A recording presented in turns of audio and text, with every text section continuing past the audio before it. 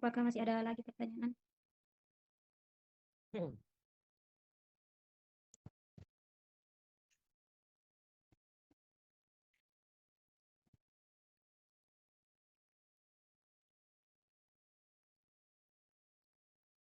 Apa tadi anu? Apa kesulitan?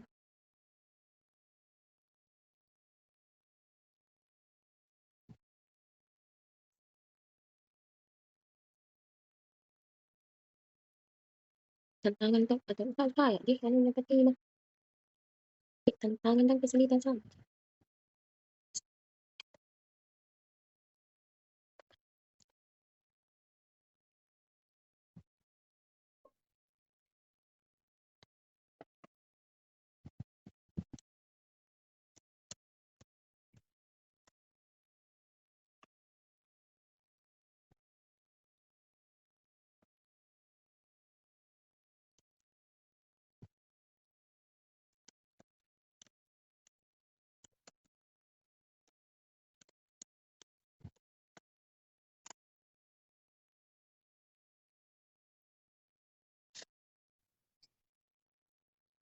Baiklah, saya akan Ya, silakan. kalau sudah tidak ada lagi, saya akan mencoba menjawab pertanyaan dari Saudari Ari tentang contoh lain dari contoh hadis yang aku paparkan. Jadi ada contoh hadis lain tentang daging kurban yang dulunya itu Nabi melarang untuk menyimpan daging kurban lebih dari 3 hari. Tapi sekarang Nabi itu sudah memperbolehkan kita untuk menyimpan daging kurban yang bunyi hadisnya yang artinya aku pernah melarang menyimpan daging kurban lebih dari 3 hari. Sekarang simpanlah sesuka kalian. Mungkin itu hadis dari contoh hadis lain dari yang paparkan di materi. Bagaimana Saudari Ari? Jadi dari hadis tersebut yang mana dinasibkan dan yang mana dimansukkan? Jadi perlu diketahui bahwa nasik itu hadis yang baru atau hadis yang datang kemudian, sedangkan hadis mansuk itu hadis lama. Jadi yang kusebutkan tadi di hadis mansuk itu dulu yang Nabi larang kita untuk menyimpan daging kurban, sedangkan yang nasiknya atau hadis yang barunya itu Rasulullah sekarang sudah memperbolehkan kita untuk menyimpan daging kurban. Bisa lebih rinci mungkin yang melarang itu siapa riwayatnya, yang membolehkan siapa riwayatnya.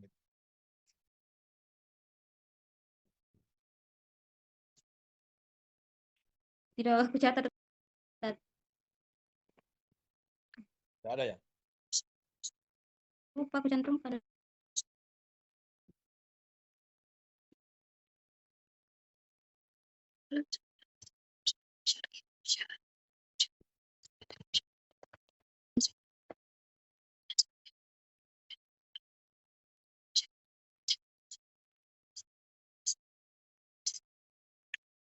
Iya, jadi yang kusebutkan tadi contohnya itu dari hadis riwayat Bukhari dan Muslim yang dulu Rasulullah melarang untuk menyimpan daging kurban, kemudian hadis yang datang belakangan itu dari hadis riwayat Muslim, Ustaz. Dari Muslim meriwayatkan 2 hadis ya? Kalau sesuai yang Dari kudapat di Muslim. sini, Ustaz. Jadi Muslim meriwayatkan hadis yang melarang sekaligus yang membolehkan ya?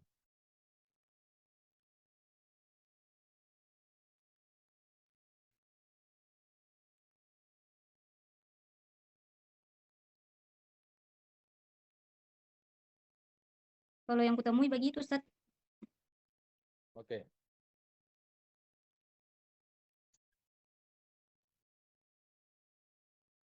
Baik, pertanyaan kedua dari Saudari Siti Nur Fatimah. Pertanyaannya mengenai tentang penyelesaian nasib mansuk dan keterbatasan di dalam nasib mansuk. Jadi penyelesaian nasib mansuk itu kita dapat mengidentifikasi hadis yang lebih baru atau nasik dan menghapus atau mengganti hadis yang lebih lama atau mansuk. Kemudian itu kita perlu menggugurkan salah satunya. Jadi kalau misalnya kita sudah ketahui yang mana nasak, yang mana nansuk, atau misalnya contohnya mengenai halal haram itu, misalnya kita gugurkan yang haram dan kita amalkan yang menghalalkan. Terus mengenai keterbatasan dalam nasib mansuk itu, mengenai kita sulit menentukan secara pasti mana hadis yang lebih awal atau mana yang lebih akhir karena tidak selalu ada data waktu atau data yang jelas dalam hadis itu. Terus yang kedua, perbedaan pendapat para ulama. Jadi jika seorang ulama ini berbeda pendapat, kita juga sulit untuk menentukan mana yang kemudian hadis yang lebih sahih dan mana yang tidak. Terus kita juga kesulitan apabila tidak mengetahui tentang ilmu hadis itu sendiri. Jadi mungkin itu saja Ustaz. Bagaimana Saudari Siti Nurfati? Tapi ini cara penyelesaiannya hanya 2 cara atau ada cara yang lainnya? Ada ya kalau apa kita bisa menelaah dari segi konteks dan maknanya. Jadi kita menelaah dari konteks turunnya atau sebab al-wurudnya, situasinya dan yang melatar belakangi hadis-hadis itu turun. Berdasarkan waktu juga.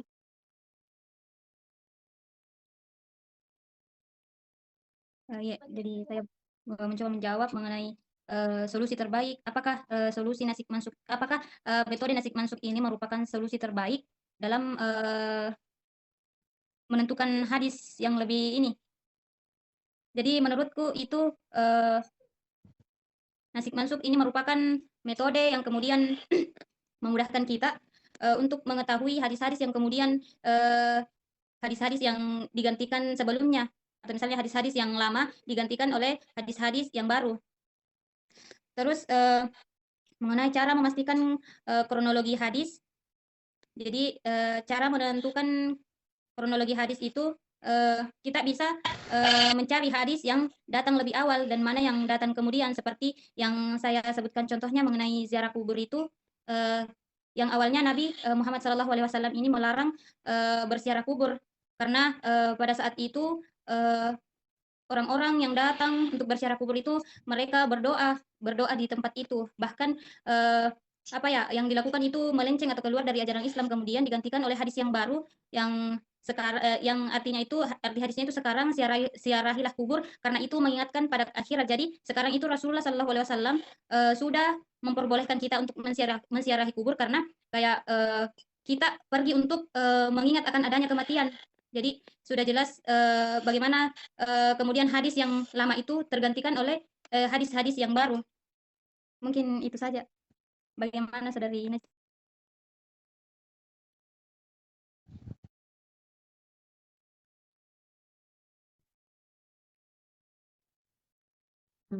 Iya, mungkin siapa tahu ada tambahan jawaban dari teman-teman yang lain terkait pertanyaan. Mungkin dari teman-teman yang lain ada yang mau menambahkan ataukah menanggapi? Saya persilahkan jika ada. Saya Iya, dipersilahkan. sedikit menambahkan ya, mengenai pertanyaan pertama itu, apakah metode nasik mansuk ini adalah metode terbaik?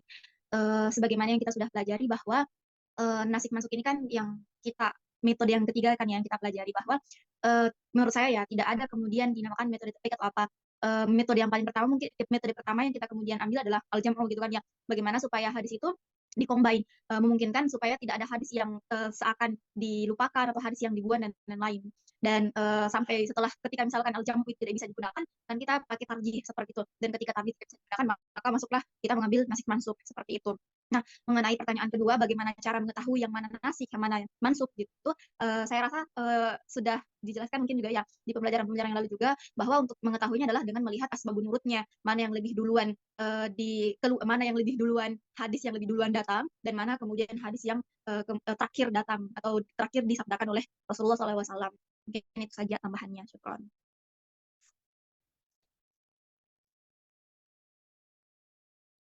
Ada yang lain? Silakan.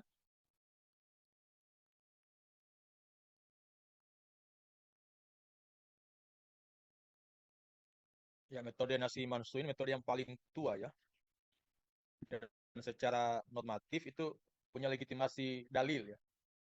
Jadi di Al-Quran kan ada itu ya. Manansakh min ayatin au nunsiha na'ti bi khairin minha au misliha. Ya. Dan teori ini ingin memberikan satu pemahaman bahwa hukum-hukum agama, khususnya dalam aspek hukum, itu bisa terjadi perubahan. Ya, jadi ya mungkin tadi sudah disampaikan ya bahwa di aspek akidah tidak berlaku nasi mansu gitu ya. Jadi nasi mansu itu hanya berlaku pada aspek hukum. Dan ketika ada nasi mansu itu artinya bahwa hukum itu juga berdialektika dengan konteks ya, dengan konteks waktu ya, konteks realitas sosialnya ya, dan seterusnya gitu. Ya, jadi secara historis ini yang paling tua ya, dan memiliki legitimasi normatif yang kuat ya. Jadi di Al-Quran sendiri menegaskan ini bahwa ada nasi mansu gitu ya. Ya, hanya saja dalam implementasinya oleh para ulama tidak menggunakan metode ini sebagai metode awal. Ya. Jadi para ulama lebih mendahulukan al-jam'u, lebih mendahulukan tarjih dibanding nasi mansu. Ya, kenapa? Karena ya kalau kita menggunakan nasi mansu maka ada penghapusan dalil kan, ada pembatalan dalil. Ya. Dan kalau dihapus maka dalil itu tidak berlaku lagi. Ya, dalam konteks dakwah itu bisa menghalangi perkembangan dakwah ya, karena dakwah itu kan juga tergantung zamannya kan.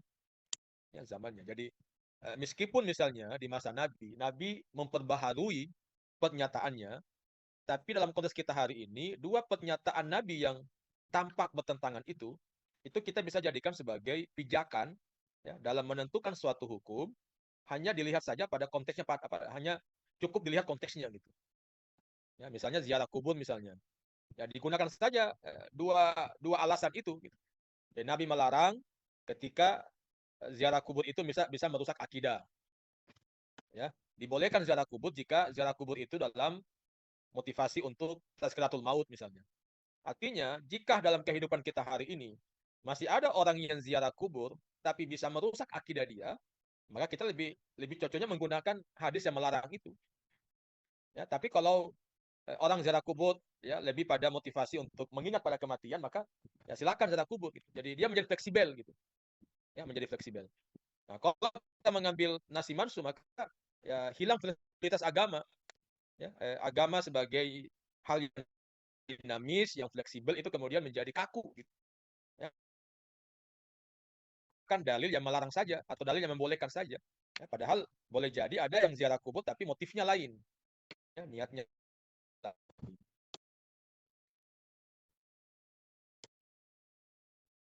paling tua ya, dan mendapatkan legitimasi normatif ya dari Quran gitu ya.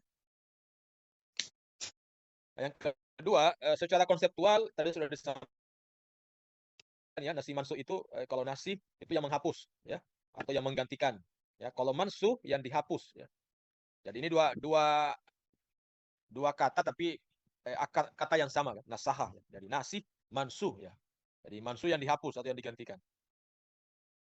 Jadi istilah nasi mansuh ini merujuk kepada eksistensi dua teks syar'i atau dua teks normatif ya, baik itu Quran maupun hadis yang tampak bertentangan satu sama lain ya, di mana salah satunya dianggap telah menghapus atau menggantikan hukum yang terkandung dalam nas sebelumnya. Ya, dalam konteks mukhtaliful hadis, ya, nasi mansuh adalah ilmu yang mengkaji hadis-hadis Nabi yang secara lahiriah tampak bertentangan, dan metode nasi mansuh digunakan sebagai salah satu cara menyelesaikan kontradiksi antar hadis ya, dengan jalan menetapkan bahwa salah satu hadis telah dihapus hukumnya oleh hadis yang datang setelahnya. Ya, penerapan nasi mansuh mesti memenuhi beberapa kriteria ya. Yang pertama, bertentangan secara substansi ya. Jadi substansinya sangat bertentangan dan tidak dapat dikompromikan ya. Jadi selalu kompromi menjadi pintu awal ya, menjadi jalan utama. Ya. Jadi al-jam'u menjadi metode yang paling awal digunakan. Jadi untuk ya artinya dalam pertimbangan fleksibilitas agama, fleksibilitas hukum, maka ya mesti dikompromikan dulu ya. Jadi nasi mansuh ini biar solusi akhir ya. Solusi akhir kalau dia bertentangan secara substansi dan tidak ada jalan untuk dikompromikan. Yang kedua, syaratnya ya sama-sama sahih hadisnya. Secara kualitas keduanya sahih gitu ya. Nah, yang ketiga, dibutuhkan pengetahuan tentang waktu ya. Tentang waktu kemunculan dua dalil itu. Ya, yang mana lebih awal, yang mana lebih akhir gitu ya. Ya, kalau tidak ada pengetahuan tentang itu susah ya, susah. Ya. Jadi menyelesaikan hadis yang tampak bertentangan dengan metode nasi mansuh, maka seorang pengguna metode ini harus bisa memastikan bahwa dalil Mana dalil yang lebih awal muncul dan mana dalil yang lebih terakhir muncul. Ya. Nah, kemudian yang keempat, ya, kedua hadis mesti hanya dalam konteks hukum syar'i, ya. Syar'i amali. Jadi dia dalam konteks hukum praktis, ya. Tidak berlaku pada hukum akidah. Ya. Jadi dia hanya pada aspek hukum praktis saja. Ya. Apa tujuan dari metode nasi mansu ini? Yang pertama, ya menyelesaikan atau menyelaraskan teks-teks hadis yang tanpa kontradiktif gitu ya. Jadi semua metode yang kita sudah diskusikan, al-jam'u, tarjih gitu ya. Nah, semua punya tujuan untuk memberikan solusi ya. Solusi dengan menyelaraskan kedua dalil yang tanpa bertentangan. Penyelarasannya bisa dalam konteks kompromi, dalam konteks penguatan satu dalil, atau dalam konteks penghapusan sebuah dalil. Yang kedua, ya metode-metode yang kita diskusikan itu, yaitu sekali lagi memberikan gambaran bahwa ya agama ini sangat fleksibel, sangat dinamis ya. Hukum Islam jadi ada dinamika hukum. Ya, ada dinamika hukum. Jadi apalagi fikih kan. Jadi fikih itu kan pemahaman para ulama dari dalil-dalil yang terperinci dari Quran dan hadis. Ya, dan fikih itu bisa berubah tergantung era masanya, pemahamannya gitu. Ya, siapa yang memahami, kedalaman ilmu ulamanya dan berbagai macam itu akan mempengaruhi produk pemahaman fikih. Ya. Yang ketiga, kajian tentang berbagai metode yang kita diskusikan ini, yaitu dalam upaya untuk mempertahankan otoritas ya dan otentisitas hadis sebagai sumber hukum ya, dengan pendekatan yang sistematis dan ilmiah.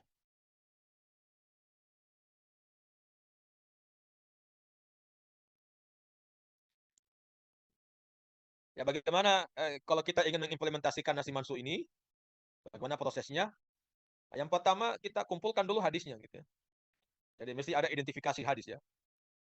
Dan biasanya kan ini sudah jadi penyelesaian hadis yang mukhtalif itu masuk pada ranah fiqhul hadis ya, fiqhul hadis.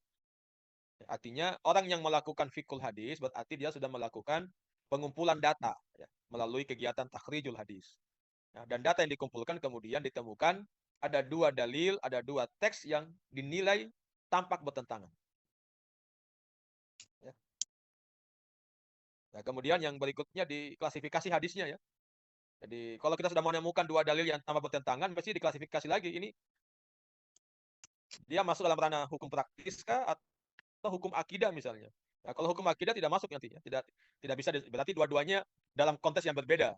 Ya, jadi kalau hukum praktis ya hukum praktis gitu ya. Jadi hadis itu berlakunya pada hukum praktis. Kalau dia hukum akidah berarti dia dalam ranah hukum akidah. Tidak bisa kita menganggap dua hadis dianggap tanpa bertentangan, manakala satu hadis mengandung hukum praktis, yang satu hukum akidah. Jadi kalau begitu tidak dianggap sebagai mukhtalif itu ya. Jadi hadis yang mukhtalif itu kalau hadisnya dalam isu yang sama ya, isu yang sama-sama sebagai hukum praktis ya. Nah, kalau akidah bertentangan itu nanti akan dianggap pada aspek akidah kalau ada hadis yang tanpa bertentangan maka itu otomatis di antara dua dalil itu pasti ada yang doif ya. Ada yang doif karena ya, akidah kan tidak mungkin ada perubahan ya. Ya tidak ada perubahan hukum pada aspek akidah, pada aspek usul ya. Jadi yang ada perubahan hukum itu, perubahan dalil itu hanya pada hukum-hukum agama yang praktis gitu.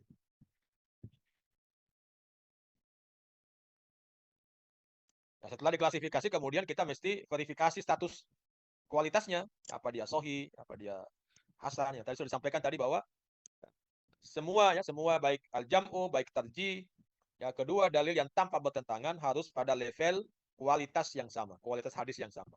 Apakah sama-sama sahih atau sama-sama hasan ya. Kalau sama-sama doif ya tidak perlu diselesaikan ya, tolak saja itu. Kan doif hadisnya kan. Ya, kemudian dianalisis kemungkinannya. Ya, tapi ketika dianalisis tidak serta-merta nasi mansu ya. Jadi saya ingin menekankan bahwa dalam menyelesaikan hadis yang tanpa bertentangan, maka analisis awalnya adalah apakah kedua dalil ini bisa dikompromikan. Ya, nanti jalan komprominya adalah apakah ada hadis yang am, ada hadis yang khas. Kan bisa berlaku begitu. Jadi dua hadis tanpa bertentangan bisa saja terjadi manakala satu hadis menunjukkan dalil umum, satu hadis menunjukkan dalil khusus. Ya, jadi pesan awalnya dia umum. Nanti kemudian muncul ada yang pentaksisan. Ya, demikian pula ada kategori mutlak, ada muqayyad. Ya. Kemudian ada pertimbangan situasi ya, dan kondisi yang berbeda gitu. Nah, kalau tidak bisa dikompromikan lagi dan tidak ada juga jalan untuk menguatkan satu dalil, ya maka nasi mansu menjadi solusi paling akhir gitu.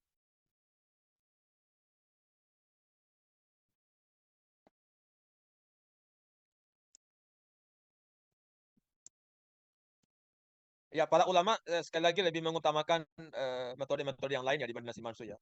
Ya misalnya Imam Syafi'i ya. Nah, Imam Syafi'i lebih mengutamakan al-jam'u ya. Dia katakan al-jam'u aula minan nasah. Ya, jadi metode kompromi lebih utama dibanding nasah.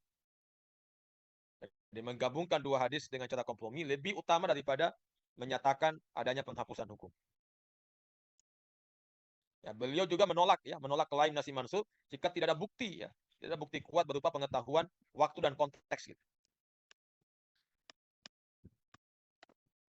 Ya, kemudian Imam Bukhari ya, dia lebih berhati-hati dalam menerima konsep nasi mansuh. Ya, dalam kitab Sahih Bukhari, ya, beliau sering tidak menyebut istilah nasi mansuh secara implisit. Ya, tapi mengorganisasi bab dan hadisnya secara kronologis atau tematik sebagai petunjuk interpretatif gitu. Jadi Imam Bukhari cenderung menunjukkan adanya tahapan hukum melalui penyusunan bab ya, bukan melalui pernyataan eksplisit ya tentang nasi mansuh gitu. Nah, kemudian oleh ulama-ulama kontemporer misalnya seperti Yusuf Qaradawi, Al-Ghazali ya, mereka lebih mengedepankan pendekatan kontekstual itu ya. Jadi dibanding klaim nasah ya, mereka lebih cenderung untuk mengkontekstualkan hadis itu. Ya.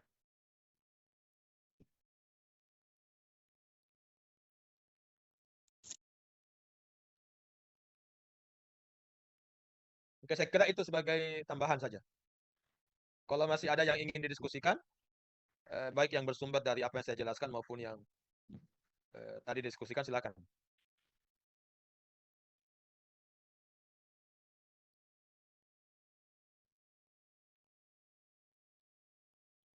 Sudah jelas ya? Gimana perkembangannya ini? Satu sudah ACC, tapi belum muncul mendaftar. Gitu. Ini selesai juga ini, sudah di ACC proposalnya. Tidak muncul mendaftar karena pendaftaran dan waktu ujian itu juga ada masanya itu. Ya, dan yang menentukan bukan prodi itu.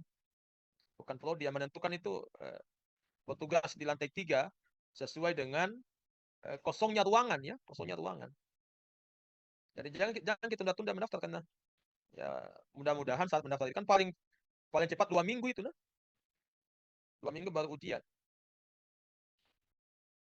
Jangan tunda-tunda, segera. Jadi kalau sudah di ACC ya silakan dieksekusi segera. Langsung. Apa masalahnya? Kenapa tidak maju-maju? Yang lainnya kenapa tidak muncul-muncul? Mau lama-lama kuliah ya. Ya kalau kampus kita bahagia kalau lama-lama kuliah Ki. Artinya dia akan dapat penerimaan terus sumbangan dari Anda. Jadi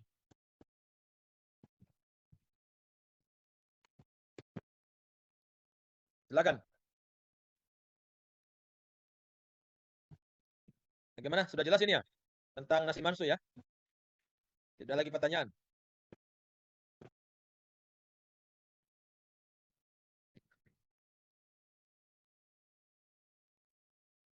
Proposal kita arahkan lagi. Ya, karena semakin lama bimbingan, ya semakin tidak maju-maju kan. Jadi kita kasih semangat itu anak-anak, maju makin dulu. Silakan maju, nanti di proposal baru kita berikan lagi petunjuk.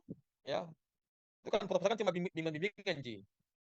Tidak ada Ji pertanyaan-pertanyaan apa? Siapakah penguji yang ya paling Prof Zul ya? Nah, pertanyaan kan cuma itu pertanyaannya. Apa latar belakangnya ini? Di mana landasan masalahnya ini? Teori apa yang kita mau pakai ini, kaji ini? Apa metodologi? Kan itu arahnya.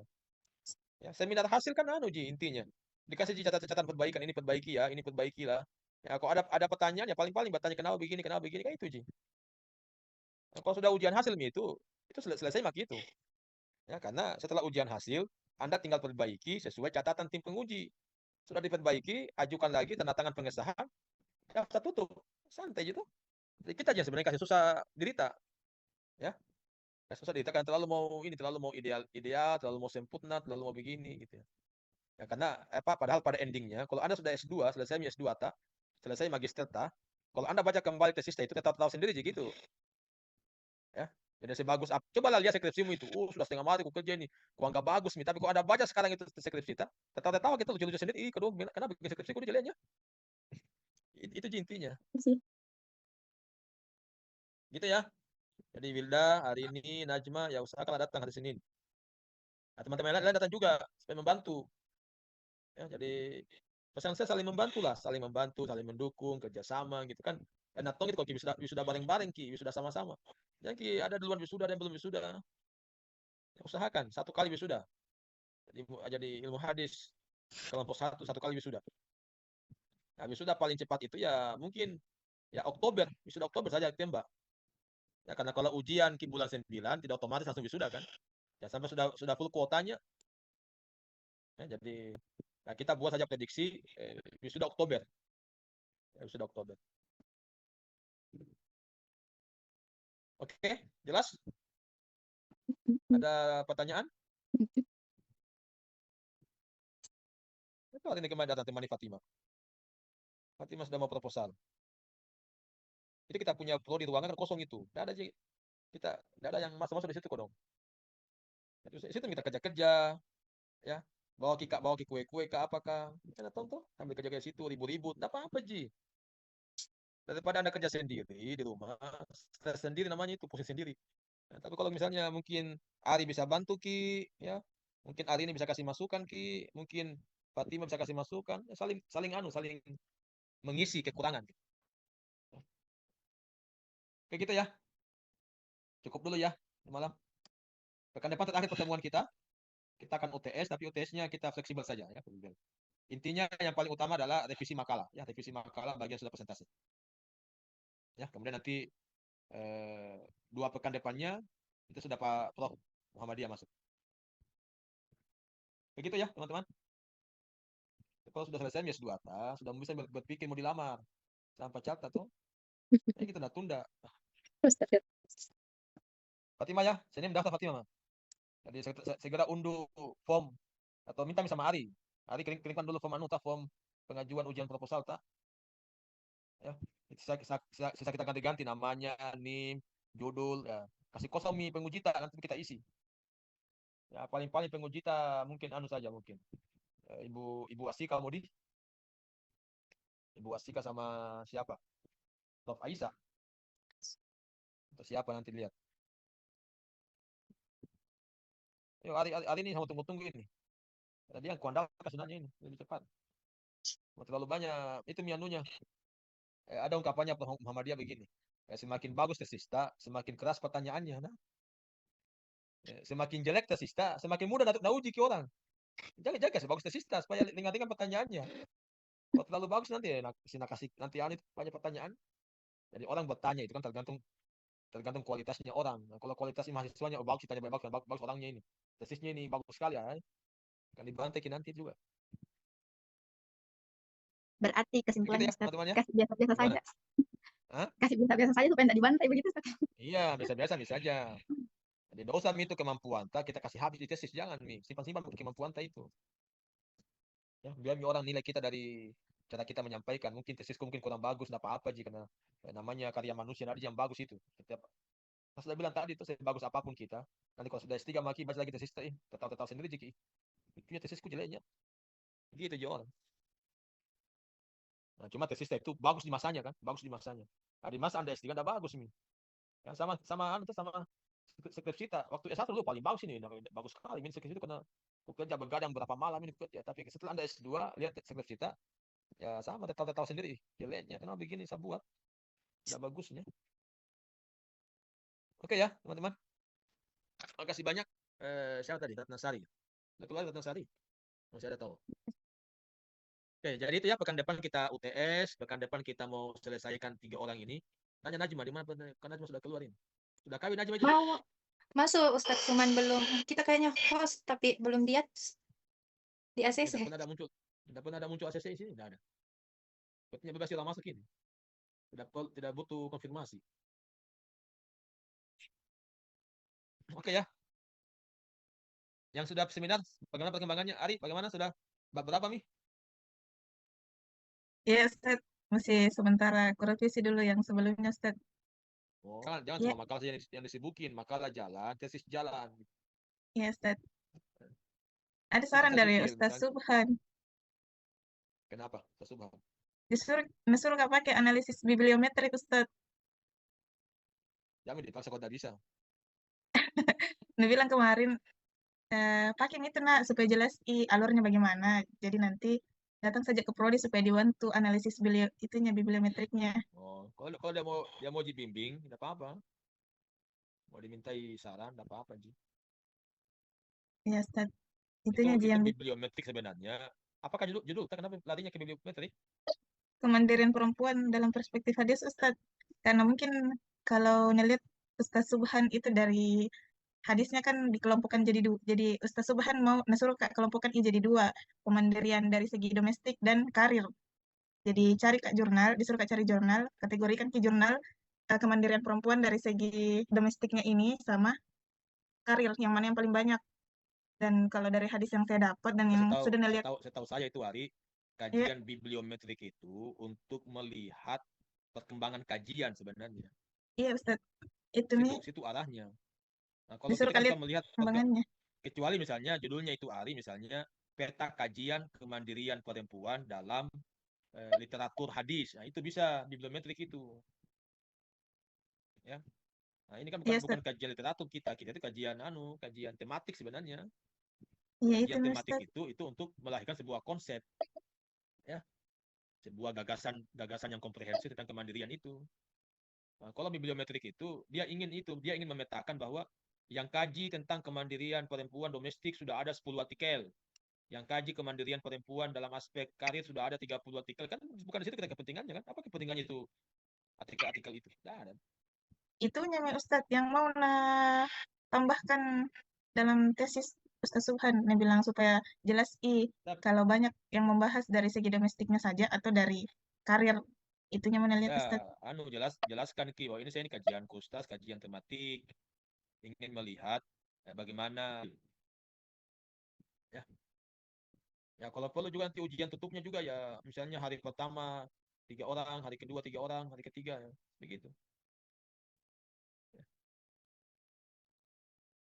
Oke, saya cukup ya, teman-teman. Makasih banyak segala perhatiannya, dan sekali lagi saya selalu berharap Anda tetap, ya harapan saya Anda sudah sama-sama gitu, tidak ada yang lebih awal gitu. Bersama mulai, bersama selesai. Ya. Oke, makasih. Kita tutup baca hamdalah. Alhamdulillahirrahmanirrahim. Assalamualaikum warahmatullahi wabarakatuh. Waalaikumsalam warahmatullahi wabarakatuh. Terima kasih Ustaz.